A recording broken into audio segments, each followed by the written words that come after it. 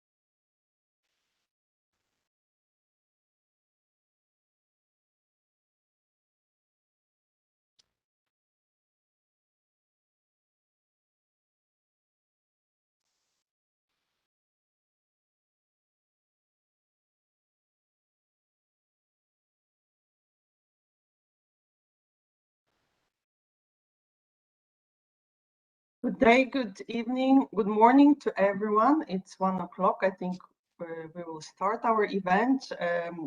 As often for the webinars like this one, we will be recording and also posting the recording later on. So this is to notify all participants that we are now recording the event.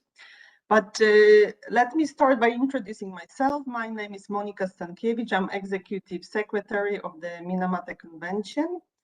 And I would like to warmly welcome everyone to this event.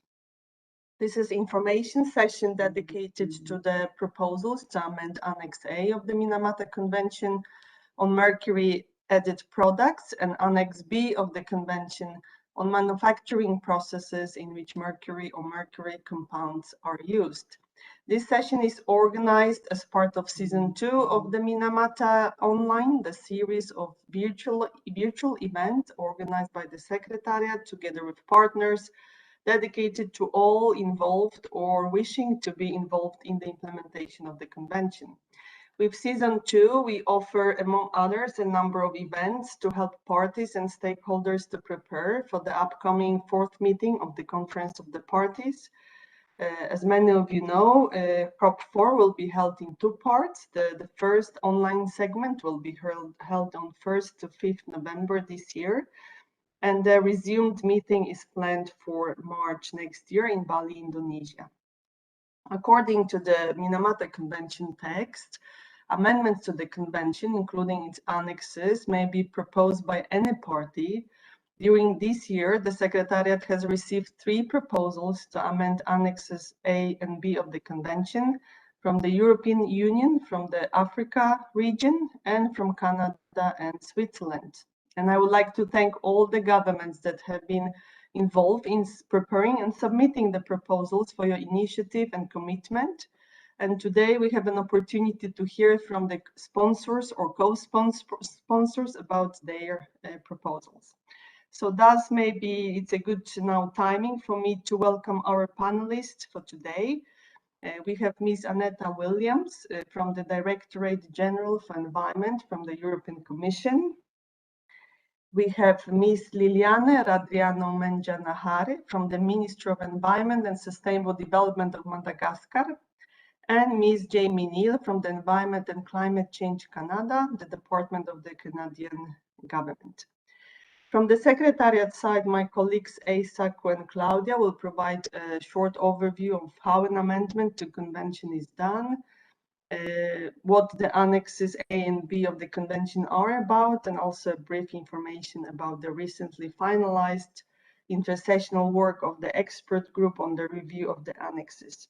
But before I hand over to my colleagues, let me also take this opportunity to congratulate and thank 7 new countries that have joined the Minamata Convention during this year and have become party to it: Italy, Cameroon, Burundi, Central African Republic, Cambodia, Bahrain, and Zimbabwe. And we have now 133 parties, and with this rate of ratification or accession to our instrument, we can be quite hopeful that the Convention can become a universal instrument. And last but not least, let me also mention that the Secretariat has recently launched a fresh and new website of the Convention, and you can find this and other information about the Convention there. But without further ado, I would like now to hand over to Claudia and wish everyone a good and fruitful event. Thank you so much. Over to you, Claudia.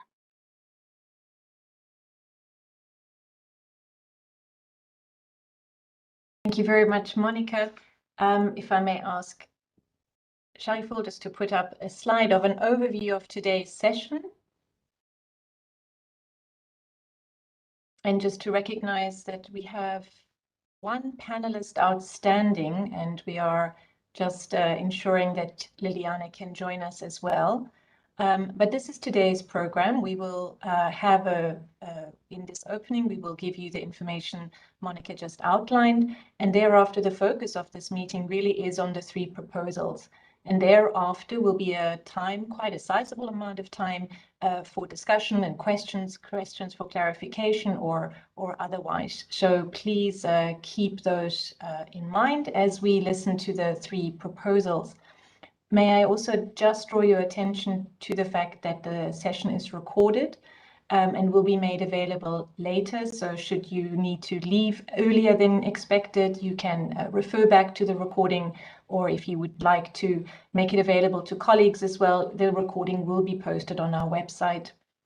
And also for your use, of course, is the chat function. If you wish to already start recording questions or queries, some of them might come in the presentations of the proposals, so you may want to listen to them there.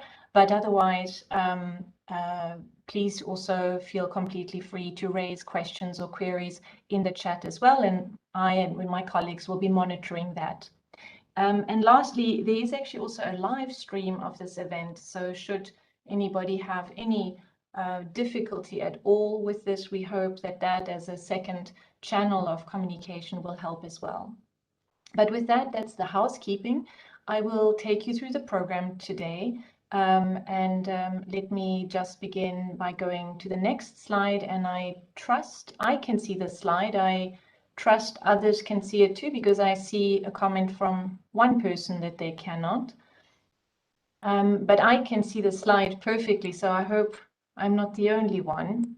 If anybody could maybe just write into the chat whether they have the same problem or not, or so, then we would.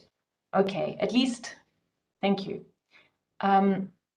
So let me proceed just with two very short slides, because the amendments to a convention are well defined and outlined in the text of the convention. And so I just want to use this small opportunity just to refer you to that, which is that amendments to the convention are described in Article 26.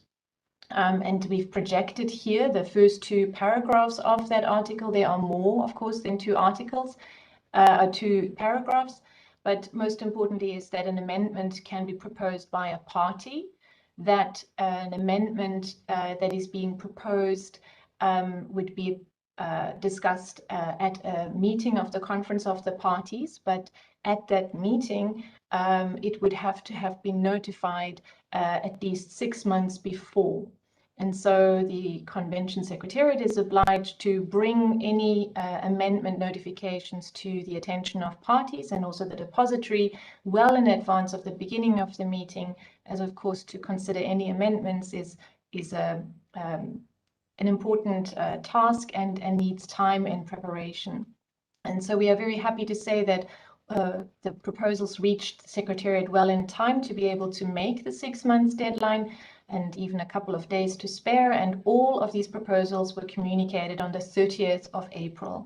And as Monica outlined, it is 3 proposals, and we shall hear in greater detail from each of the proponents right afterwards.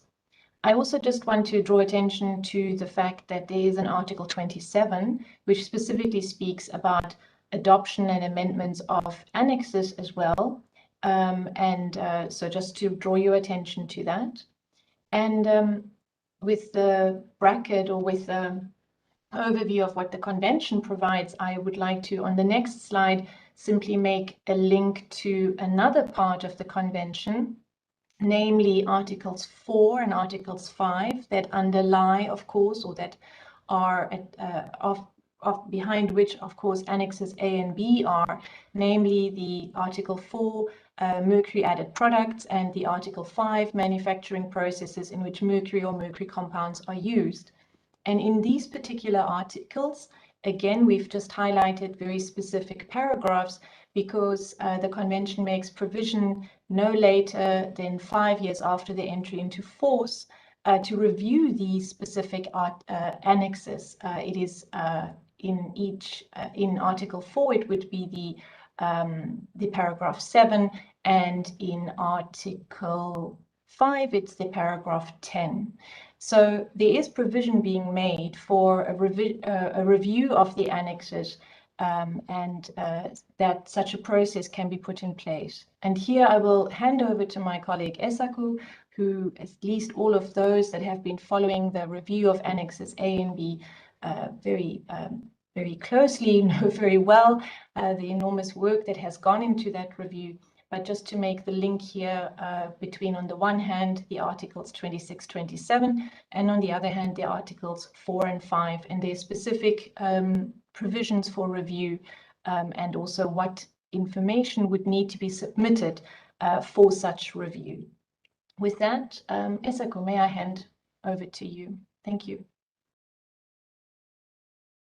Thank you, Claudia. And before going into the review issues, I'd like to briefly explain what we are talking about, what are Annexes A and B. And so if we can go to the next slide. Annex A is about mercury products. It is referred to in Article 4 of the Convention. It has three components. It starts with the text explaining the exclusions, products essential for civil protection, military use, and so on and so forth. And Part 1 lists products of which manufacture, import, and export are to be phased out by 2020. Batteries, switches, lamps, cosmetics, pesticides, biocides, tropical antiseptics, and measuring devices. As you see in the screen, it includes some technical description on types of products, mercury contents, and so on. Part 2 is for measures other than the phase out of manufacturing, import, and export, and it currently has one product, dental amalgam. Annex B, next slide, is about manufacturing processes in which mercury or mercury compounds are used. It is referred to in Article 5 of the Convention. It has two parts. Part 1, listing processes to be phased out, and Part 2, describing measures to be taken to restrict the use of mercury on three types of industrial processes. And next slide is about the review process in intersessional work that Claudia referred to. COP3 established an ad hoc group of experts on the review of Annex A and B. COP called for submissions from parties and others of information on the use of mercury in products and processes and the availability, technical and economic feasibility, and environmental health risks and benefits of non-mercury alternatives.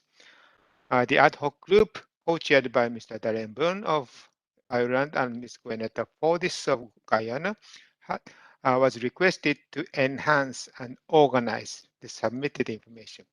The report summarizing the information and an enhanced and organized compilation of information have been posted on the Convention website and will also be made available as a COP4 documents.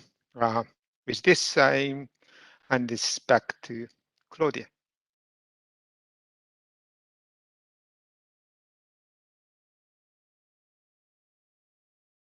Perfect. Thank you very much, Esako.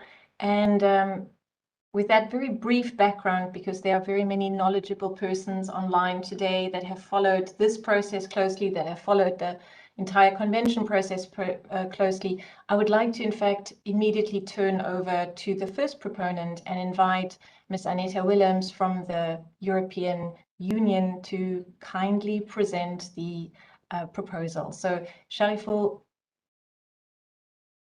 just there's just one small slide that would have just summarized. I don't know if it's visible. Otherwise, Aneta, please let me hand over to you, and we are in your hands. Thank you very much. Good day to everybody. It's not yet visible, so maybe it will come up during the time that I will be speaking, as we don't really have any PowerPoint presentation.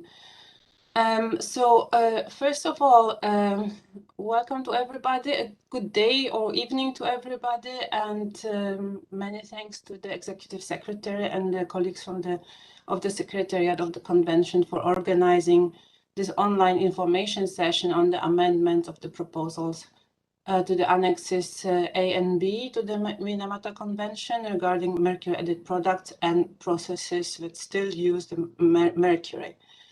And today I have the pleasure to present these proposals of the European Union.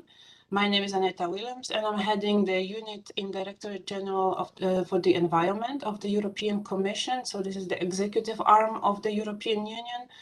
Responsible for, my unit is responsible for the Mercury policies.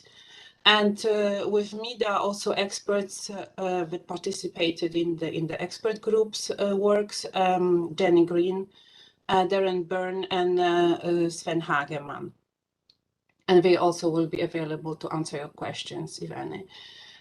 So in the EU, the recently adopted zero pollution strategy aims at achieving clean and non-toxic environment, and actions that are focused on elimination of harmful substances and their substitution with safe chemicals are also at the core of the EU chemical strategy. So the importance of the issues that we are tackling under the Minamata Convention also gain the much more political importance in the European Union. However, the fact is that the use of mercury in products and manufacturing processes still remains significant in the EU and overall globally, and we see this as an opportunity to further reduce such international use in line with the objectives set in the Article 1 of the Convention, so to protect human health and environment from anthropogenic emissions and releases of mercury and mercury compounds. And as for the process, so in our current reality, the EU particularly thanks the Minamata Secretariat for the continued efforts regarding the review of these annexes, specifically concerning the establishment and organization of the ad hoc group of experts compiling the submission from parties for the consideration by the ad hoc group of experts and communicating the text of the proposed amendments to the parties in view of COP4. We recognize and fully acknowledge that this process has been a challenging one considering the COVID-19 pandemic, and moreover congratulate all parties and Secretariat on finalizing this expert group report, also which includes a large amount of background technical information. So as already explained, we are acting under Articles 4.7 and 5.9 of the Minamata Convention, that any party may submit a proposal to the Secretariat, as was said by the Executive Secretary. And regarding in this process, regarding dental amalgam, the European Union provided on 31st August 2020 already technical and economic information. And in addition, we transmitted in March 2021 the information concerning a number of mercury-added products and processes and their technically and economically feasible mercury-free alternatives. Based on the information provided in those submissions, the EU proposes for adoption at COP4 amendments of Annexes A and B in accordance with Article 27 of the Minamata Convention. The full text of the European Union's proposal to be considered by the Conference of the Parties at its fourth meeting is available under the reference MC/COP4/2021/27 dated 30th April of this year. So the EU proposal consists of three parts and includes proposed amendments to, first of all, Annex A Part 1 on products, Annex A Part 2, which concerns dental amalgam, and Annex B Part 1 on processes using mercury. I will see if we already, so we still cannot see the text, but if you have our proposal, is it coming?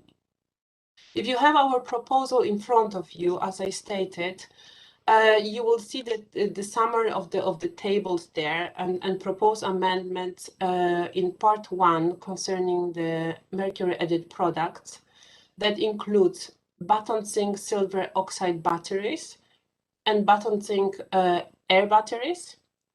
The remaining halophosphate phospholinear fluorescent lamps, so LFLs, So these with the content of less than 10 milligram per lamp. The non-electronic measuring devices, including strain gauges and tensiometers. The electrical and electronic measuring devices, including melt pressure transductors, transmitters, and sensors, and mercury vacuum pumps, as well as, and this is a completely new thing, polyurethane, including canisters for the application of polyurethane. And in consideration of these proposals, the EU took into consideration all available information for each of these products, showing that the technical and economically feasible mercury-free alternatives exist. And this is the really main reason of the proposal. The products proposed to be phased out are the part of the product categories, for example, lamps and electronic and electrical equipment, which still account for significant mercury use globally. And the proposed phase-out date assumes, so you see 2023 in our proposal, and this is calculated on all the required deadlines for further communication by the depositor, etc. How we calculate it, taking into consideration that the COP4 decision, Part 2, will take place in March 2022. So this is a bit of a moving target for us, depending when finally the Part 2 meeting, when these issues will be negotiated, will take place. So the second part of the proposal of the EU is to amend Annex 1 Part 2, and the proposed amendment to that annex, so Annex A Part 2, concerns the use of mercury in dental amalgam, which still unfortunately remains another significant source of international mercury use, emissions, and releases. And available information suggests that mercury-free alternatives to dental amalgam exist, and thus further restrictions on the use of dental amalgam should be supported under the convention. The European Union's proposal, therefore contains complementary text to be added to the existing entry, whereby parties shall by 1st January 2024 first of all, provide the dental amalgam, that the dental amalgam is only used in pre-dosed encapsulated form, prohibit the use of mercury in bulk form by dental practitioners. This is the second point. Third point, to ensure that operators of dental facilities in which dental amalgam is used or dental amalgam fillings or teeth containing such fillings are removed, equip their facilities with amalgam separators. And the fourth point is to no longer allow the use of dental amalgam for deciduous teeth and vulnerable populations, meaning children and pregnant or breastfeeding women, except when deemed strictly necessary by the dental practitioner. This is a completely new point that would be added to the annex.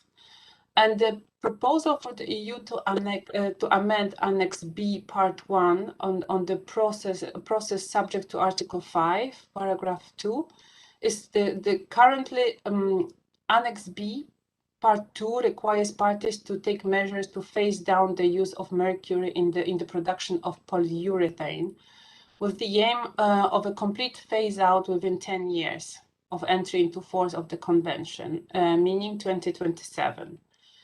In the context of the ad hoc expert group, information suggests, however, that mercury-free catalysts exist for the production of polyurethane and are already in use in a majority of the countries around the world. So the proposed amendment to Annex B Part 1, therefore, consists of banning the production of polyurethane using mercury-containing catalysts earlier than 2027, and proposed phase-out date is 2023.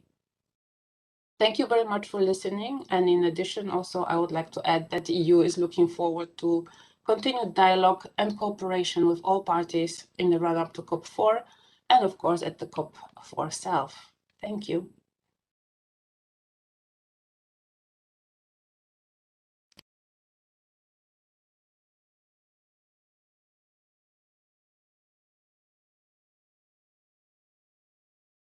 You're on mute.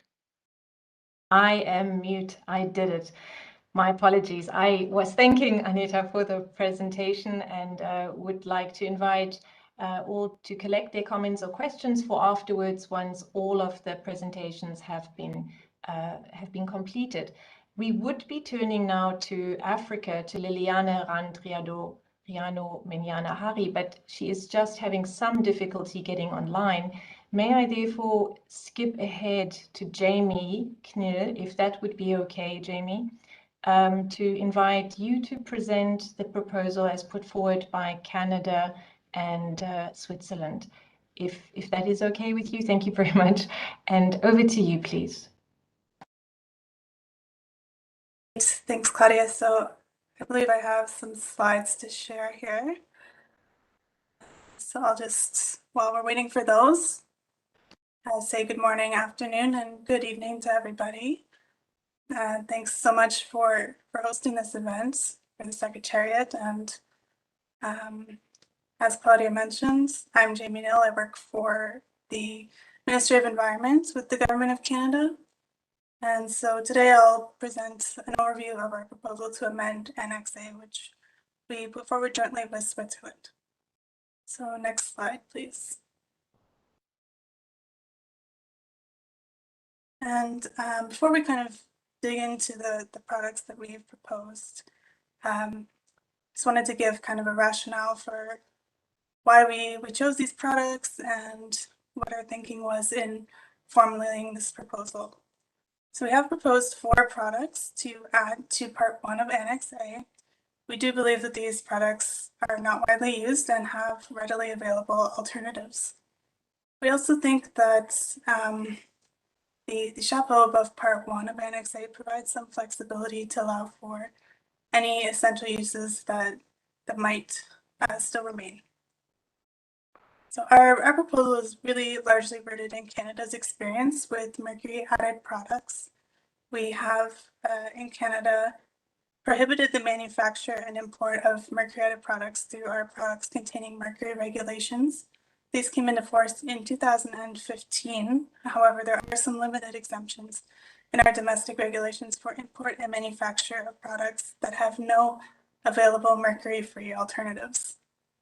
So the importers and manufacturers of the exempted products in Canada do need to report on the number of products that they've imported.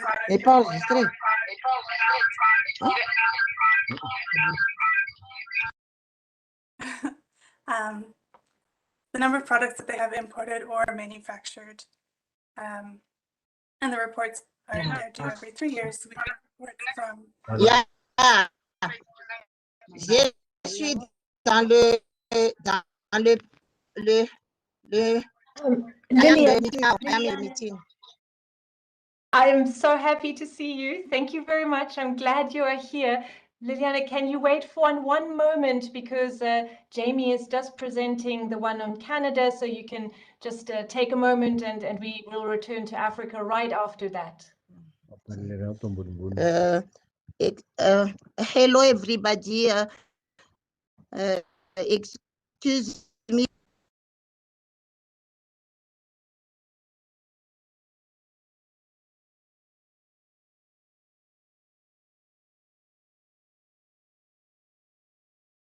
But we can't hear you, Liliana, if you're speaking.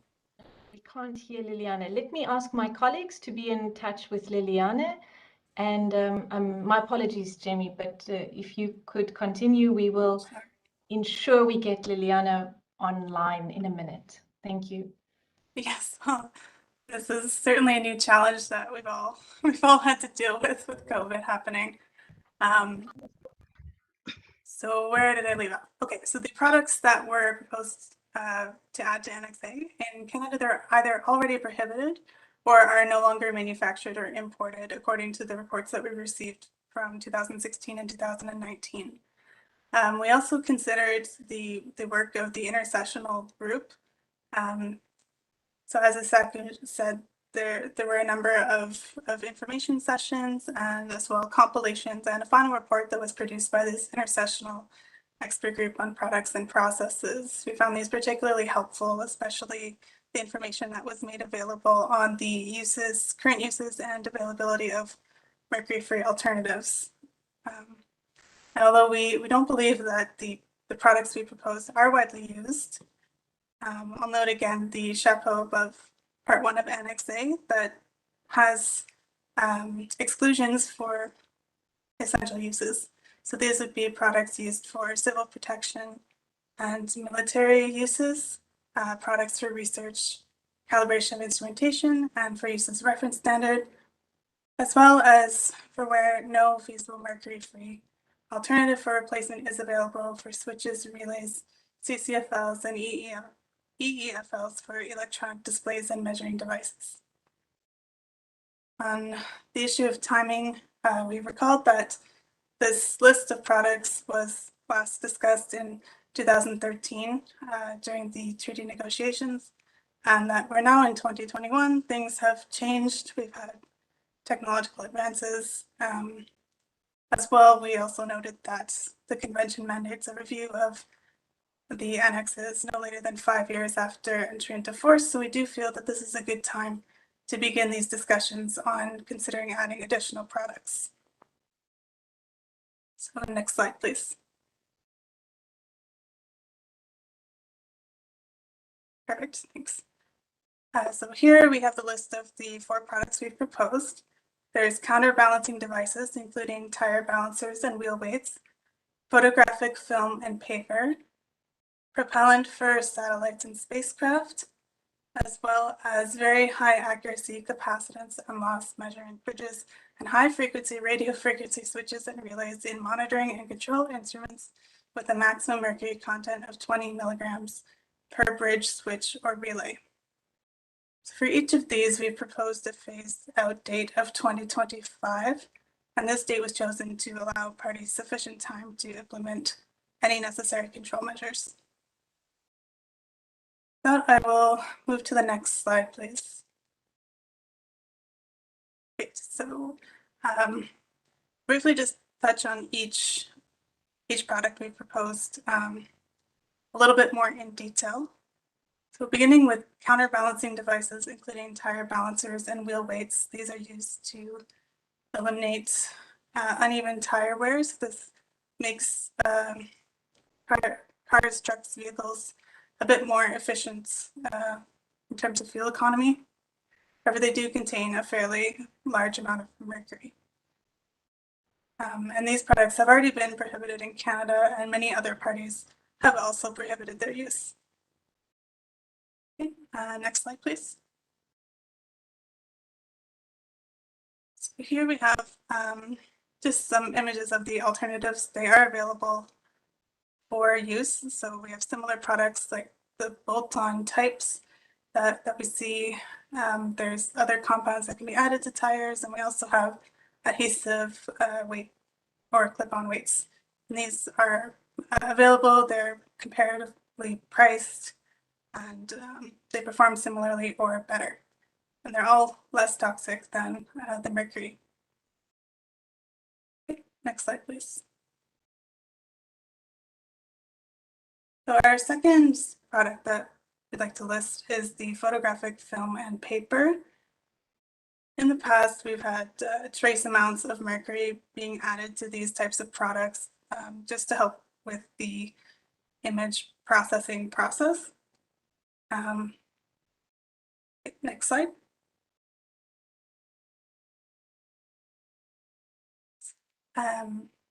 But based on our domestic regulations, we do currently have exemptions for manufacture and import of these. There was really, we didn't see these, however, being imported or manufactured in Canada. So it doesn't really appear to be a use, and there are many alternatives that are available since the 1970s. There's mercury-free papers and films. As well, we now have digital photography, and printing has really changed over the years. So there's not really a need to have this mercury containing papers or films. Okay, next slide, please. So here we have mercury as a propellant for satellites and spacecraft. We understand that it was first kind of conceptualized in the 1960s by NASA to use mercury in this way. However, they stopped its use in the 1970s due to health and safety concerns.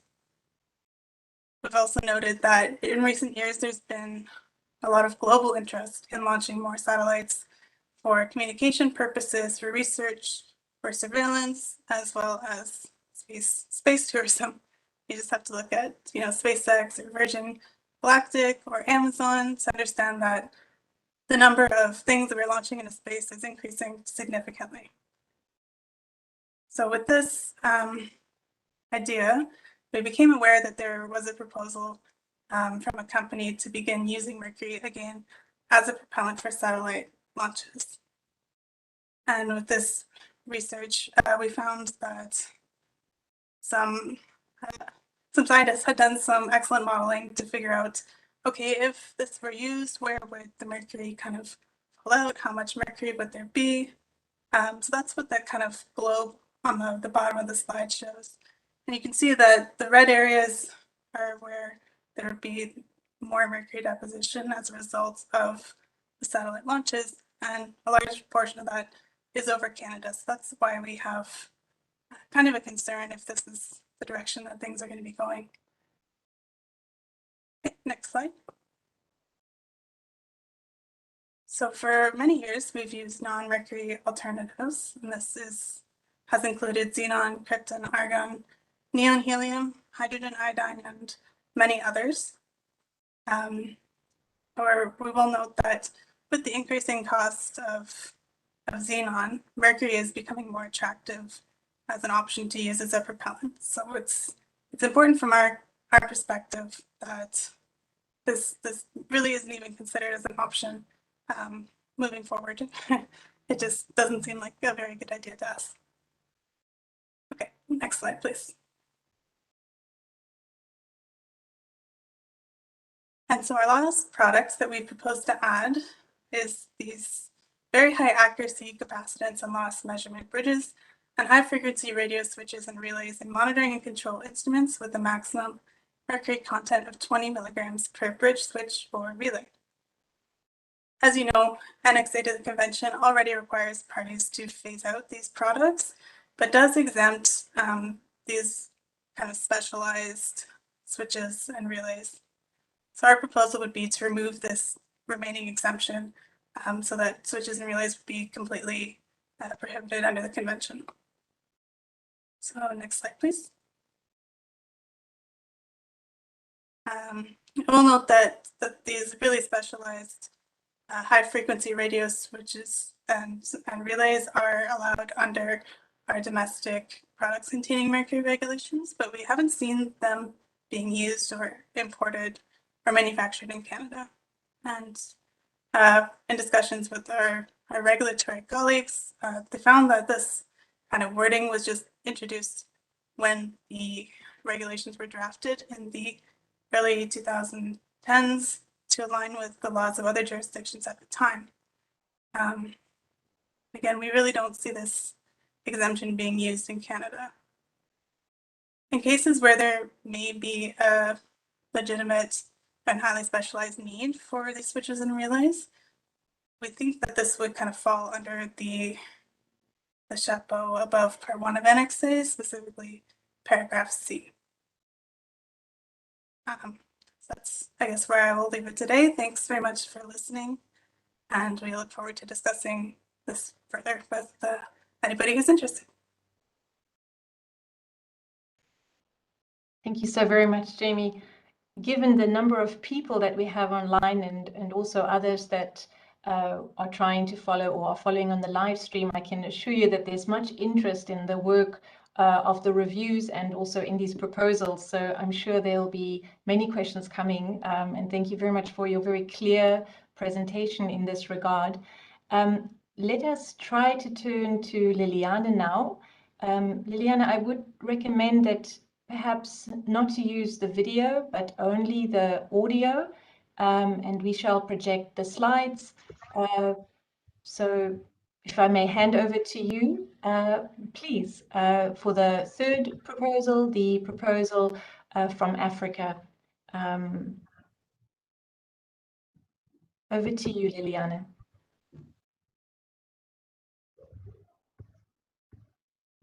Yes.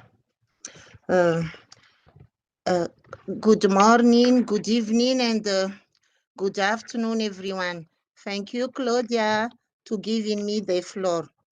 We are here now to see the African region amendment to Annex A for the Minamata Convention on Mercury. Next slide, please.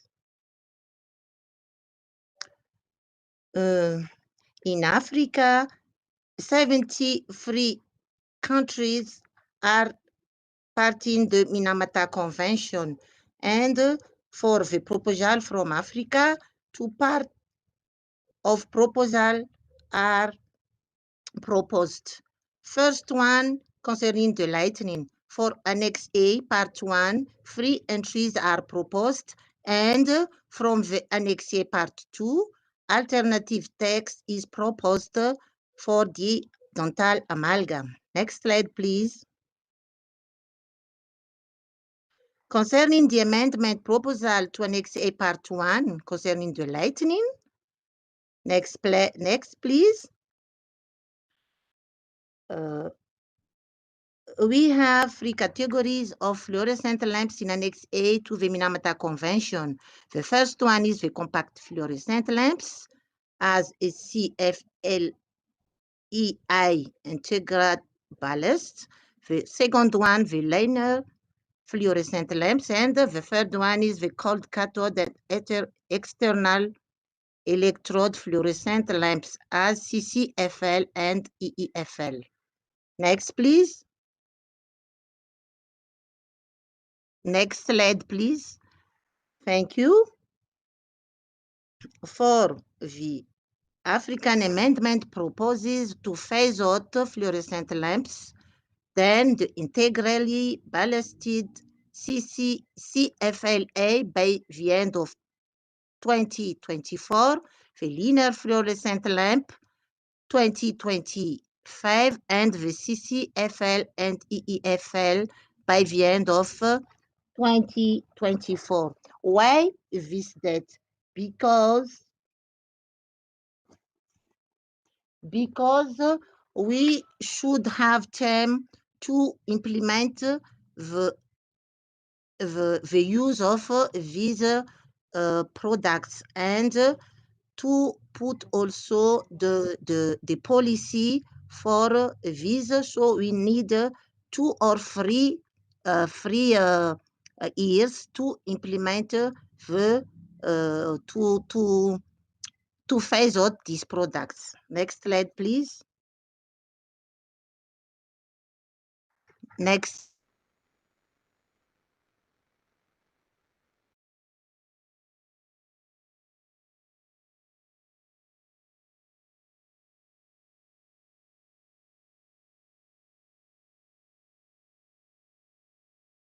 Line in the African government policy. Many governments across Africa are moving to phase out CFL and CFL through energy efficient policy measures. Then, 22 countries in those energy efficient light and appliances harmonized lightning performance standards for SADC and EAC. And South Africa, Ivory Coast, and Kenya are all updating national lighting regulations, phase out the FL, and transitioning mercury-free LED. Burkina Faso, Gabon, and many others have strategies to support energy efficiency measures under their national energy policy, and even the UNEP's United for Efficiency published the model lightning regulations in February 2021 to propose the phase-out of all CFCs and LFL January 2025. Next slide, please.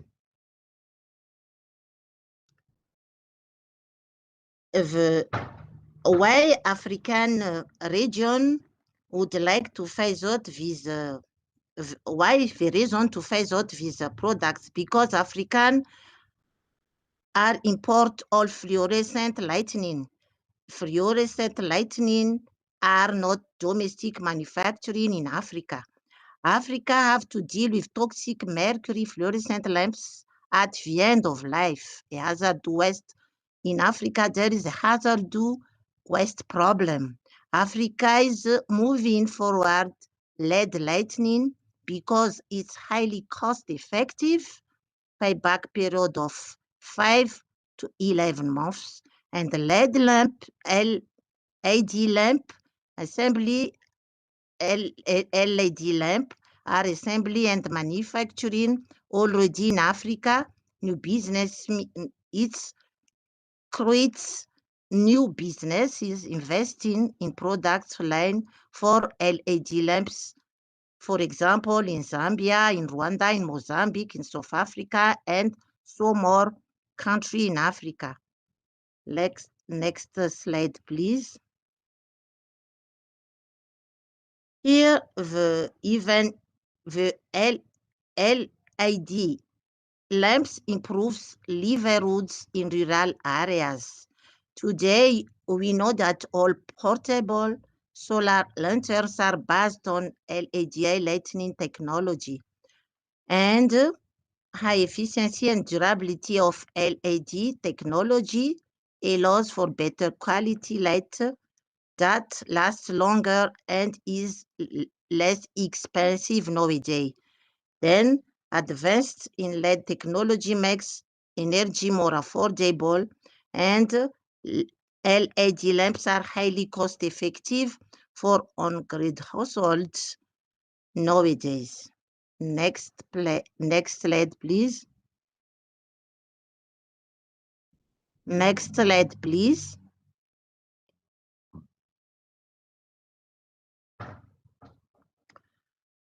Even in the equity and anti-dumping, African countries are at risk to becoming dumping ground for mercury-containing fluorescent lamps that no longer have a viable market in the OECD. You know that today, on September 2021, the European Union phased out CFL lamps and all T12 LFL lamps. End of life hazardous lamps managing remain a major concern in Africa, including waste separation, collection, transport, mercury, recovery, and disposal. And nowadays, CLAD lamps are cost-effective, mercury-free, energy-efficient alternative exist now, so it's time to act now to move for LED lamps. Last week, as we see that a strong statement about pollution from fluorescent lightning is appeared by the CEO. Adopting the African Lightning Amendment at COPA is the ideal response. So next slide, please. Next slide, please.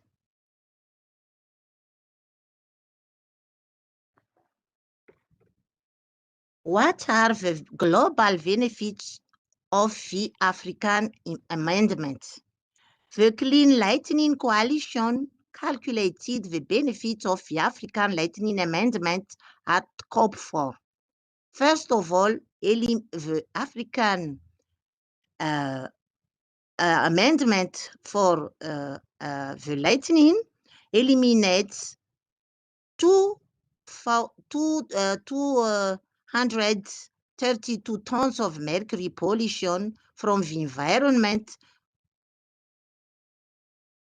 and reduce global electricity use by 3% and avoid 3.5 gigatons of CO2 emissions cumulatively between 2025 to 2060, equivalent to getting all passenger cars globally off the road for the whole year.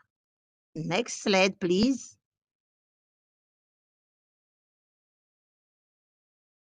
What are reasons to phase out CFL and LFL? You know that CFL and LFL, they are both containing mercury and inefficient and are more expensive on a life cycle cost basis compared by LED.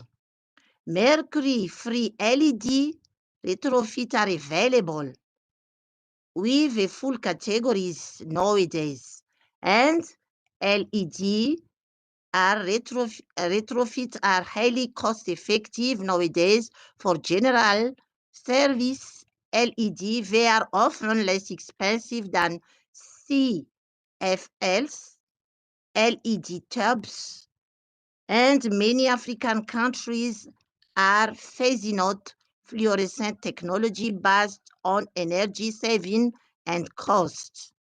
Africa has many new local manufacturing companies producing LED lamps, and most fluorescent bulbs are not disposed of safety at the end of life, creating hazardous electronic waste. LEDs are e-waste, but not hazardous. Then risk that supplier will dump more mercury lighting in Africa as fluorescent lamps are phased out in the OECD. And finally, LED continues to improve, getting less expensive and more efficient each year. Next slide, please. And now we are seeing the reasons to phase out CCFL and EFL. CCFL and EFL are an old technology 10, 20 years ago. And in the market, these products were replaced by LED backlit displays starting in 2008. Today, LED units have completely replaced CCFL and EFL, and placing parts in Annex A will enable end user to continue using old monitors, but is to be a very small, not existent market. LED replacements for CCL and EEFL exist today. We see here the photo of CCFL old technology and the LED backlit unit for the modern technology. Next slide, please. Concerning the amendment of total amalgam, the African group proposed to delete the heading and the current text in the second column of Annex A Part 2 and replace as text as following. In 2023, each party to the Minamata Convention on Mercury shall issue a communication recommending the only non-mercury dental filling materials be used in children and in women of childbirth age. And in 2025, each party to the Minamata Convention shall set out a national plan concerning the measures to phase out dental amalgam, and it should be published and shared in the internet. And in 2027, the manufacture and import of amalgam shall cease to account for exception and accommodate the transition to mercury-free dentistry. Parties may permit domestic sales inside their country for 2 more years. And finally, in 2029, domestic sales of amalgam inside countries as stipulated point 3 above shall also cease. Next slide, please. For the rationale behind dental amalgam proposal, measures are introduced over years, allowing for gradual transition. For the awareness, high percentage of dentists know how to use alternatives and are practicing minimum invasive dentistry. And mercury-free alternatives have become much less expensive nowadays and are the cost-effective alternative now for patients compared to dental amalgam. And finally, African countries want to reduce mercury waste, including from the dental sector, as well as a crucial lack of facilities to treat mercury waste. So you see in the slide, the first picture is for dental amalgam, and the other one is for the mercury-free dentistry. Next slide, please.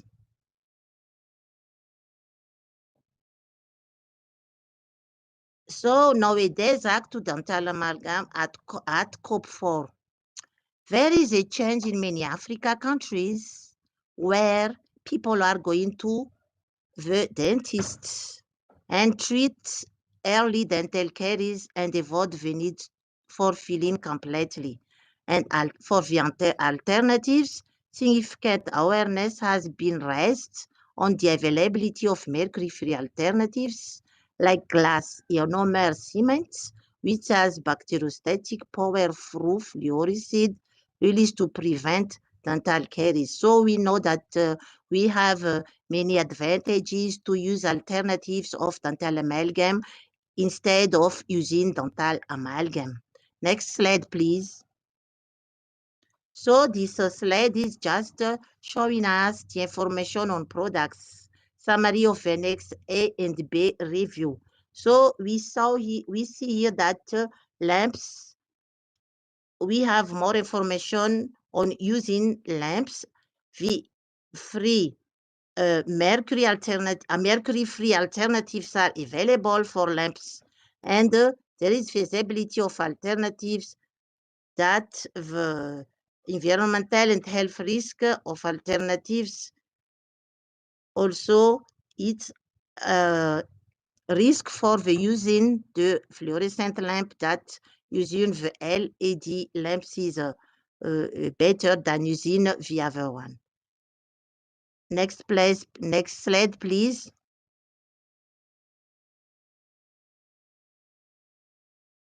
Next slide, please. Next slide, please. Excuse me. Can you come back? Oh, yes, excuse me. Summary for the information on processes. For the other processes using mercury as electrodes, you see that there is information on using it, availability of mercury-free processes, and the feasibility of mercury-free processes exists, like the alternatives of dental amalgam. So That's end my presentation. Thank you very much for your attention. Next, please. Thank you very much for your attention. I'll feel free to have your questions. Thank you.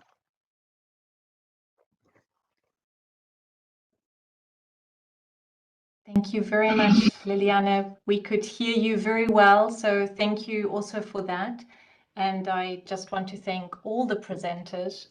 There is a lot of information in your presentations. There's, of course, a lot of information in the proposals, because just to recall that each proponent put forward the actual proposal, the text proposal, for the article, for the annexes A and B, where they propose some changes or some updates or some revisions or some amendments, and also gave in the Annex 2 of that communication that was sent out by the Executive Secretary a detailed technical or technical details to support the proposal. But we are here today for another half an hour to be able to engage, to allow you to engage as much as possible with the proponents, and also for them to receive your questions or your clarifications. And so you may remember or may recall that we asked for questions ahead of time if proponents or if anybody had questions already ahead of time, and we have received one question ahead of time, and I would like to call on Michael Scholand in a moment just to put forward his question, and then there's a lot of traffic already in the chat, and we will go to those questions.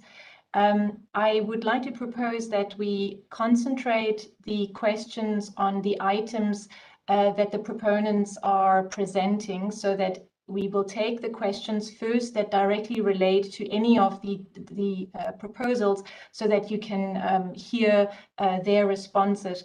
Here and there are some other questions that are more about the process, and if time permitting, I will return to that as well, or we will make that information available afterwards.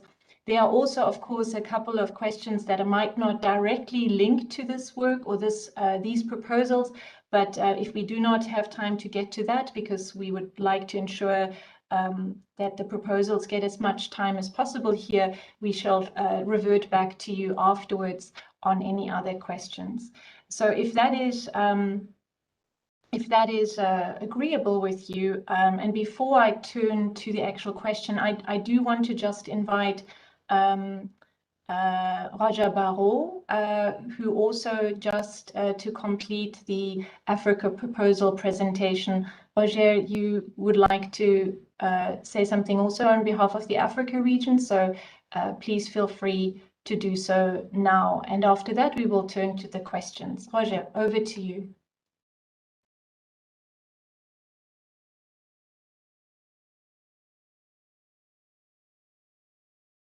Can you hear me, Roger?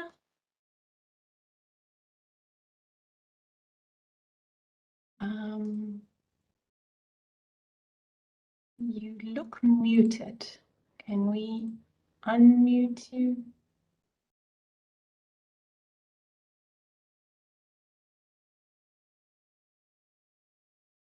Just 1 second while we try to do that, Roger. Can you hear me, Roger?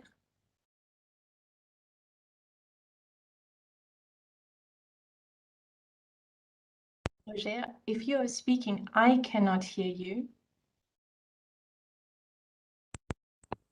Do you hear me? Now I can hear you, maybe a little louder. Okay, thank you, Claudia. Roger, great. Can I speak? Yes, please. Thank you. Good morning, everyone. Good morning, ladies and gentlemen. On behalf of African region, we have a statement of amendment to Annex A of the Minamata Convention. We, the country from the Africa region, have taken the first step to have a global phase out of all mercury-containing lighting. We encourage you all to join our effort by agreeing to a short-term phase out date for mercury-contained lamps during the next conference of parties. During this upcoming opportunity to revise the list of mercury-contained products, we are of the view that all mercury-contained fluorescent lamps should be included in this list, paving the way for a global transition to cost-effective and equivalent toxic-free, energy-efficient LED lighting. This is one of many steps that Africa is taking towards making mercury history. There is now no economic or technical justification to keep mercury-containing fluorescent lamps in the market, as toxic-free LED alternatives have become available, increasingly more competitive and easier to retrofit into existing fixtures. Fluorescent lighting is a source of toxic mercury that endangers human health and the environment, and we recognize that now is the right time to advocate for greener products that do not introduce mercury into our homes, environment, and business. Over the last 2 years, significant progress has been made in the development of quality and performance standards for lighting products across many African countries, and we want to build on this progress through achieving global regulation that should complement our efforts at the regional level. At the same time, compliance to the provision set up through Article 13 of the Minamata Convention should be the option to allow the region to reach the objective of the phase down of mercury-containing lighting in short time. In addition, we are on the opinion that measures should be taken by parties to phase down the use of dental amalgam to have a phase out in 2029. The rationale for this gradual phase out is based on the fact that mercury-free alternatives have become much less expensive and are a cost-effective alternative now for patients compared to dental amalgam. To allow for a gradual transition, the measure could be introduced over the years and at the same time creating awareness so an even higher percentage of dentists know that how to use alternatives and are practicing minimally invasive dentistry. As you will all recall, the proposal of gradual phase out is not a new proposal of the continent.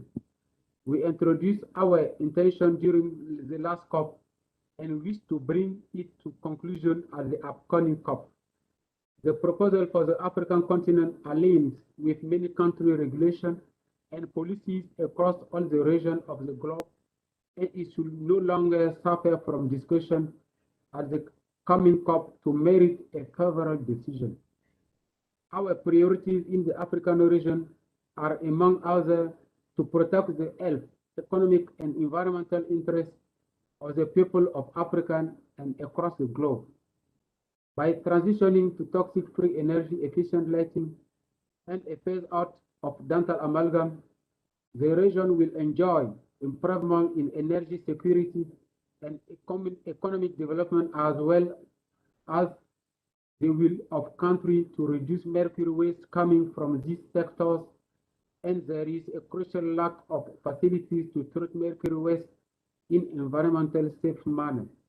Moreover, as countries around the world begin to eliminate fluorescent lighting from their market, it's important to ensure that those without such regulation do not become dumping grounds for fluorescent lighting products.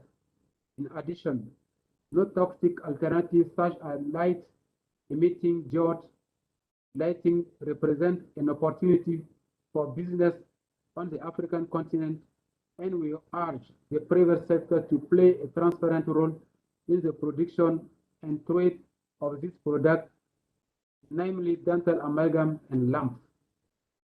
Transition to mercury-free alternative will have positive environmental, health, and socio-economic repercussions for the continent, in addition to getting rid of the negative inequalities associated with the use of products that are harmful to public health and the environment. All the parties of the convention will discuss the proposed amendments during the regional meeting over the next 6 months and take up both issues of the next conference of parties. We look forward to working with our counterparts around the world to make Mercury history, and we are available for online bilateral discussion with other regional groups. Thank you, Claudia.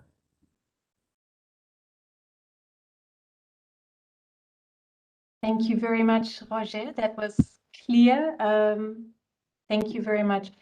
I would like to turn to the questions that we have been receiving. And as mentioned, I would like to try to first collect the questions that are directly to the proponents about the proposals, to use this time as wisely as possible. And because we had offered the opportunity to send questions also ahead of time, and one person made use of that, I would like to call on Michael Scholand, if you would like to shortly outline your question, please, as it related to a specific proposal. Michael, could you unmute yourself and ask the question? Yep. Thank you. Please, over to you. Can you hear me, Claudia? Is that okay?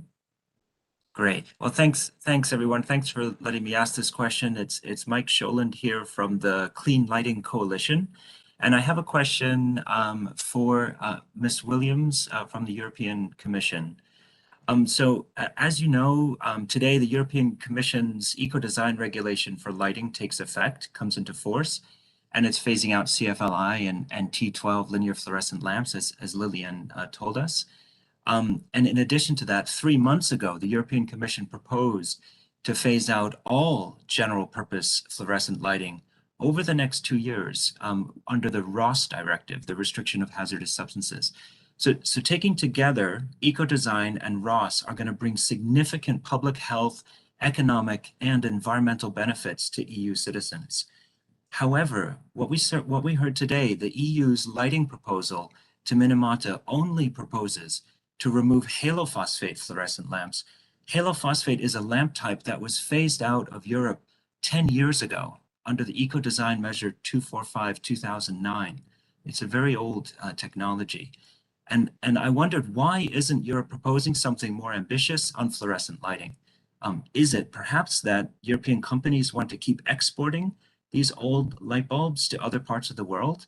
And I was going to ask, this is maybe going a bit far, given the direction of lighting policy in Brussels, would the EU consider supporting the African region's lighting amendment instead, since the African proposal is much better aligned with the treatment of fluorescent lighting in Europe? Thank you.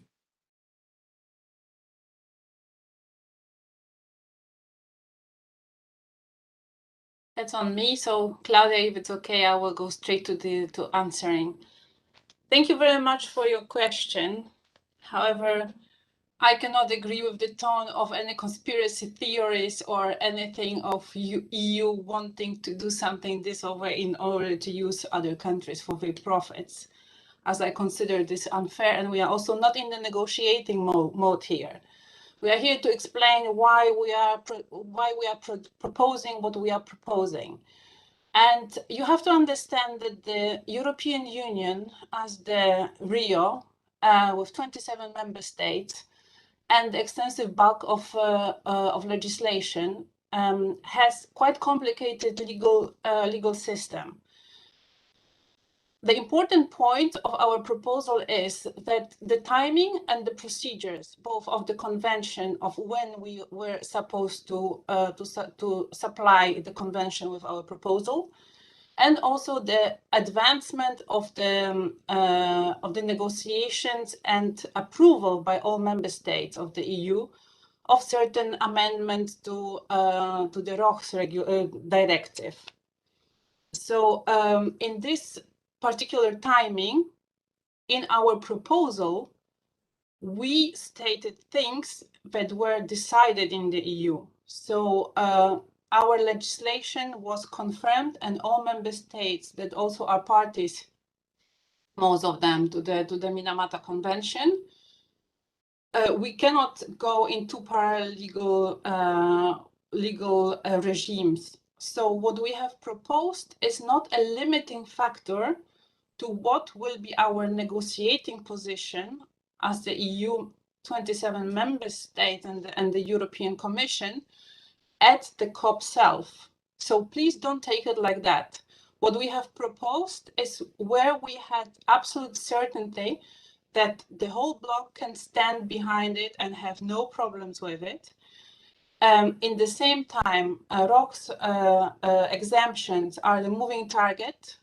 Like I said before, we are working with the estimation in our heads that COP2, at which the COP4 Part 2, at which we will be negotiating these annexes, will take place in March 2022. However, this is to be seen.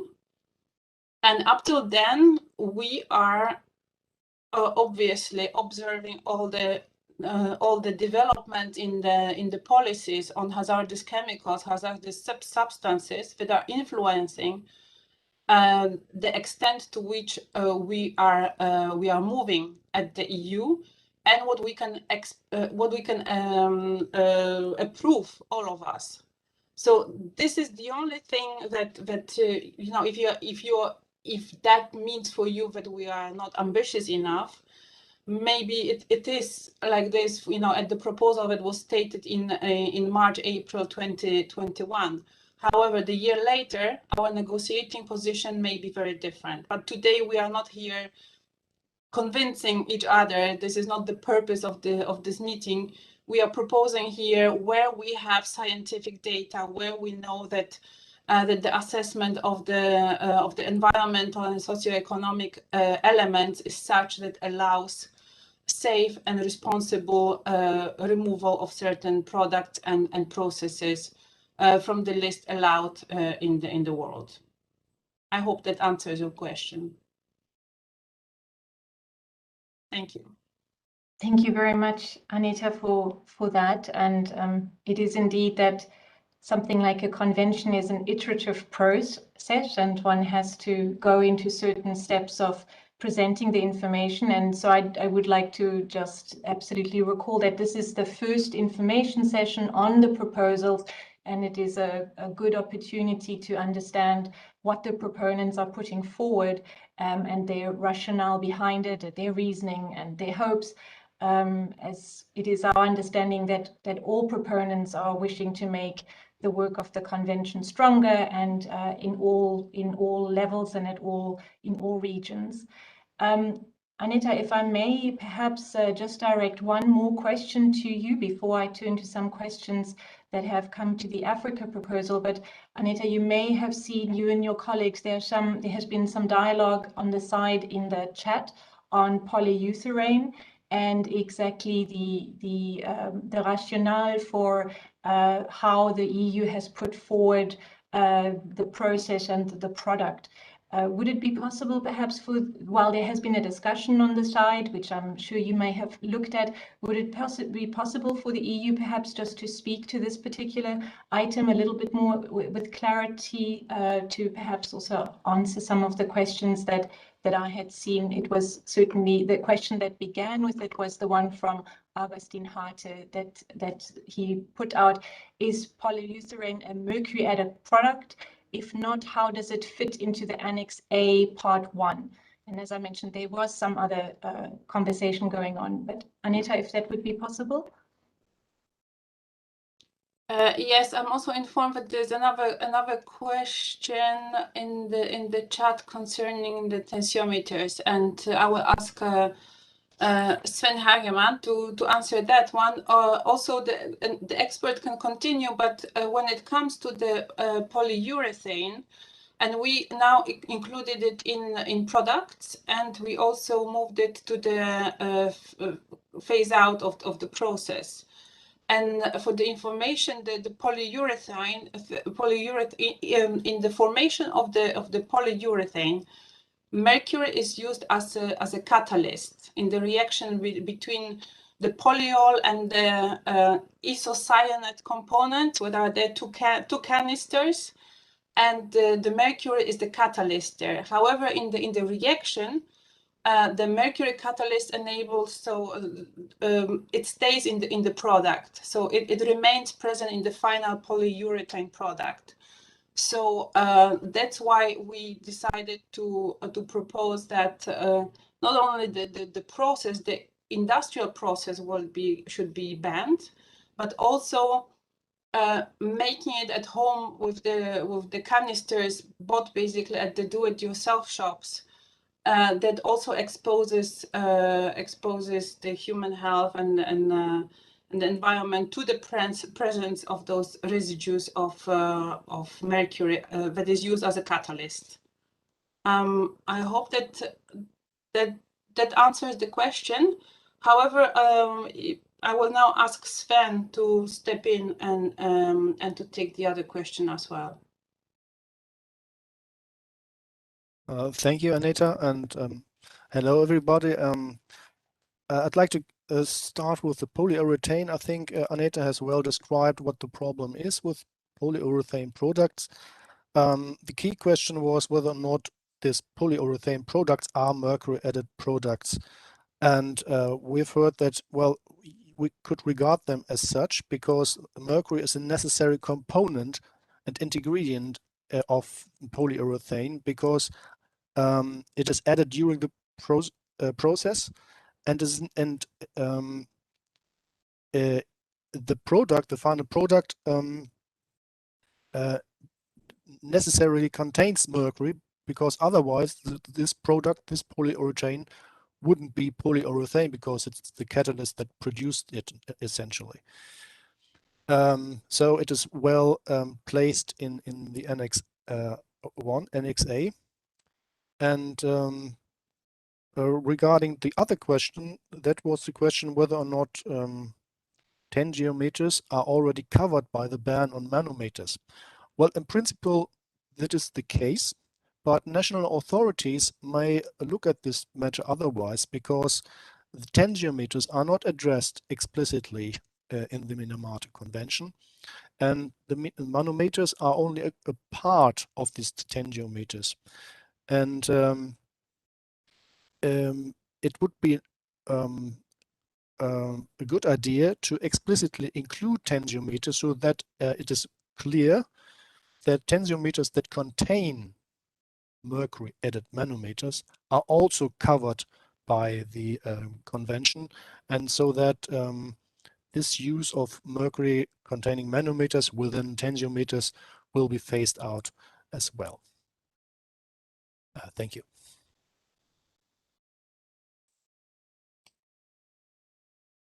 Thank you, Sven.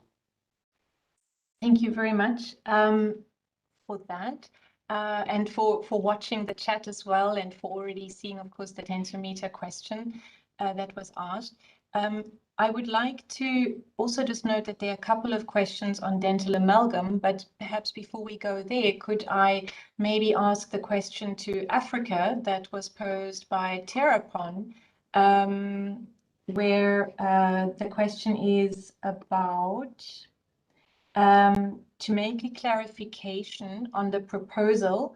Does it mean all fluorescent lamps in Annex A Part 1 will be phased out by the new proposed deadline, and all FL with the limited content of mercury will be allowed to manufacture and export until the new proposed deadline? May I call on Lillian or so to reflect on that question? It is a question asked by Terrapon. Over to Lillian or her colleagues.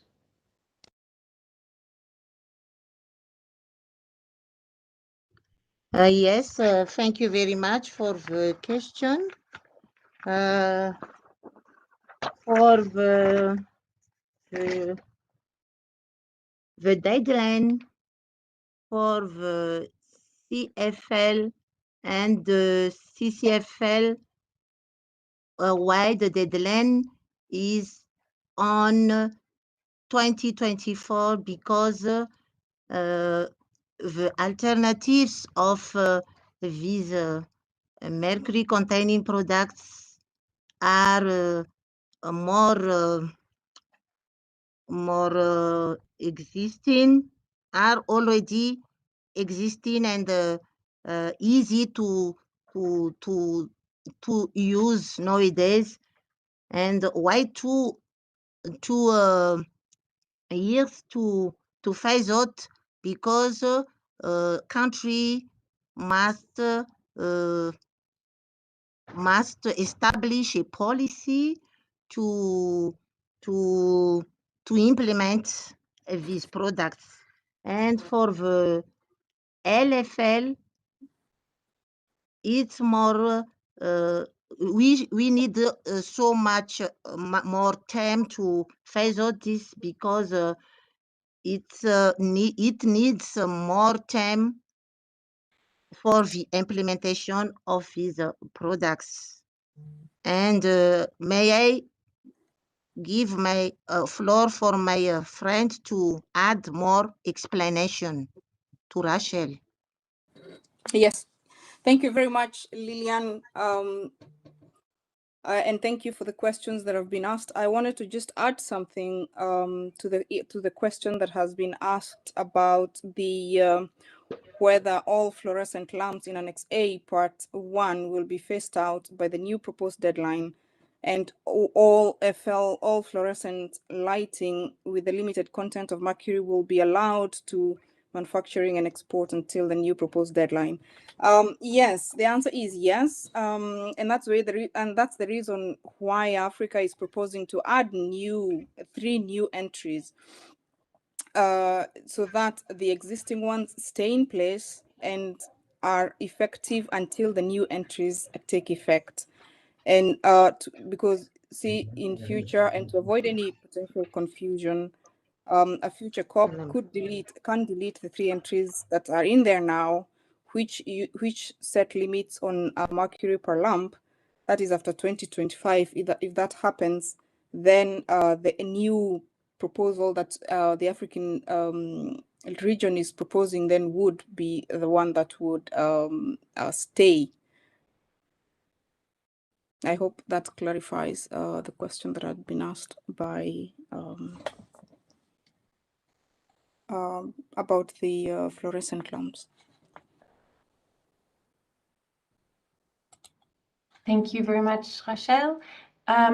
There are a number of other items, and we are kind of close to the deadline. But if okay, I would like to highlight just one question. It actually does come back to the EU. There's a bit of discussion going on different aspects of dental amalgam, but there was a very specific question to the EU I'd just like to bring forward, which is, are the 4 items, it's asked by Hitoshi Yoshizaki from Japan, and the question posted at 1:57 asks, there are 4 items for action to be taken by 1st of January 24.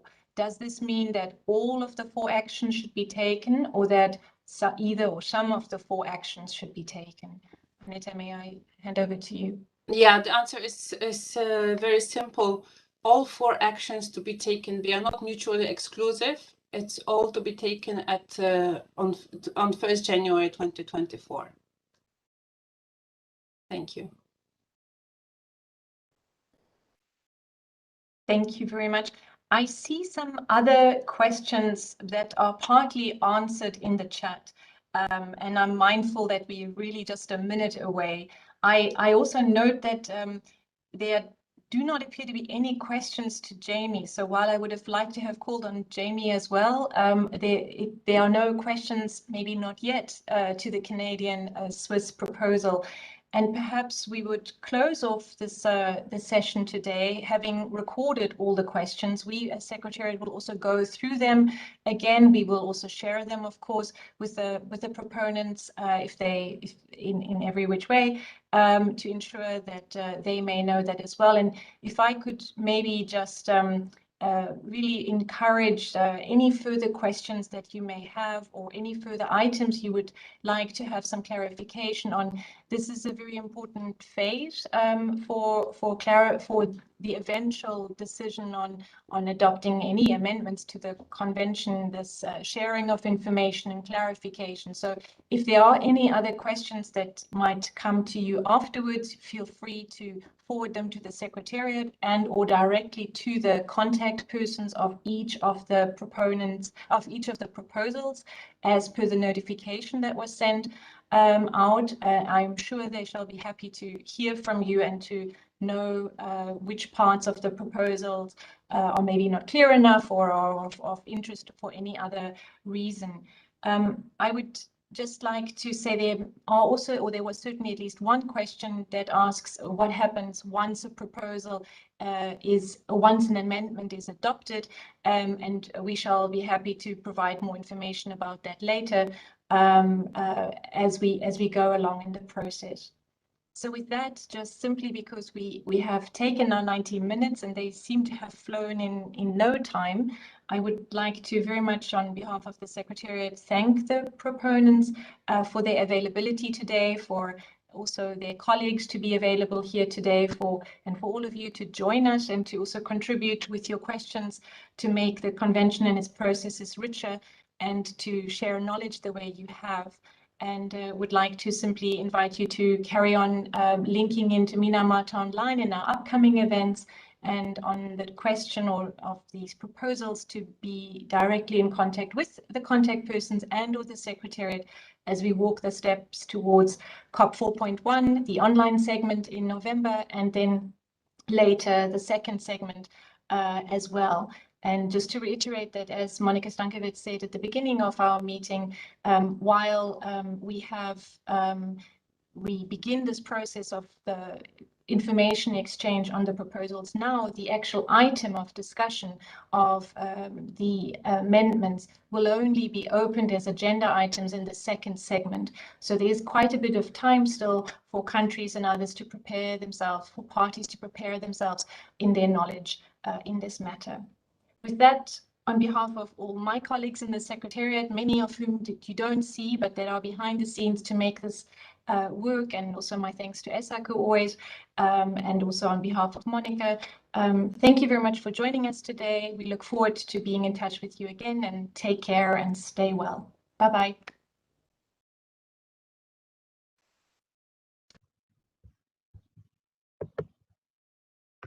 Bye-bye.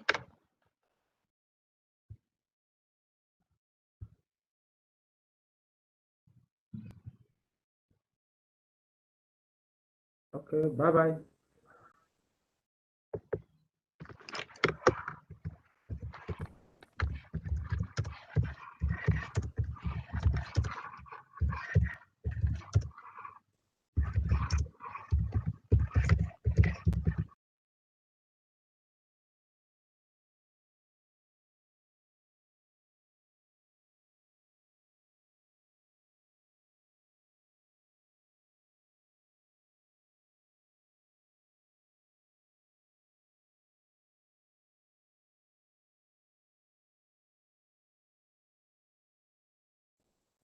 Bye-bye, everyone. See you next time.